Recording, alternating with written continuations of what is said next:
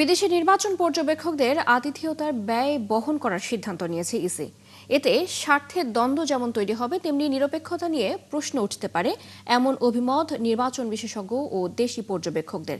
তারা বলছেন, এমন ঘটনায় অহেতুক নির্বাচন নিয়েও প্রশ্ন উঠতে পারে। শাহনাজ শারমিনের প্রতিবেদন। জাতীয় সংসদ নির্বাচন ও গণভোট পর্যবেক্ষণে ২৬টি দেশ ও ৭টি আন্তর্জাতিক সংস্থাকে আমন্ত্রণ জানিয়েছে নির্বাচন কমিশন।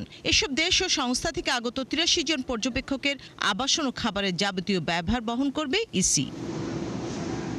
দেশে ও বিদেশে অনেক নির্বাচন পর্যবেক্ষণ করেছেন মুনিরা খান। তিনি বলছেন, কোন দেশে নির্বাচন কমিশন এভাবে পর্যবেক্ষকদের আতিথেয়তা দেয় কিনা তা তার জানা নেই।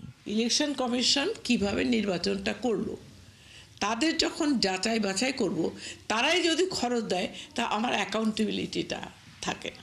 আমি অনেক জায়গায় গেছি যেখানে ডেমোক্রেসি নিয়ে যারা কাজ করে তারা আমাকে প্রোভাইড করেছে, কিন্তু ইলেকশন কমিশন একটা পার্টি, একটা স্টেক হোল্ডার, তাকে ক্রিটিসাইজ করবার সম্পূর্ণ অধিকার আমার আছে।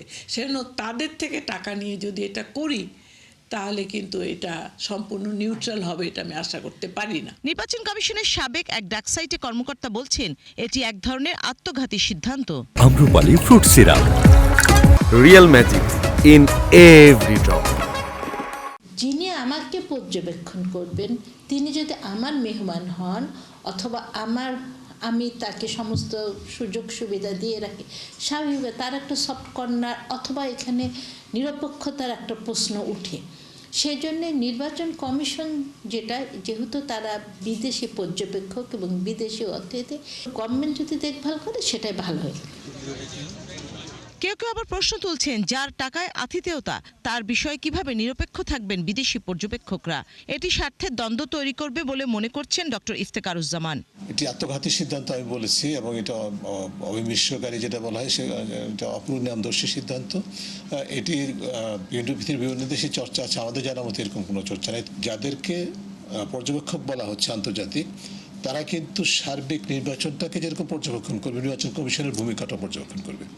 এখন যার অর্থায়নে আমি পর্যবেক্ষণ করছি, তাকে আমি কিভাবে মূল্যায়ন করব, এটা কিন্তু তারা স্বীকার করুক না করুক, এটা স্বাভাবিক চর্চার মধ্যে স্বার্থের দ্বন্দ্ব হবে।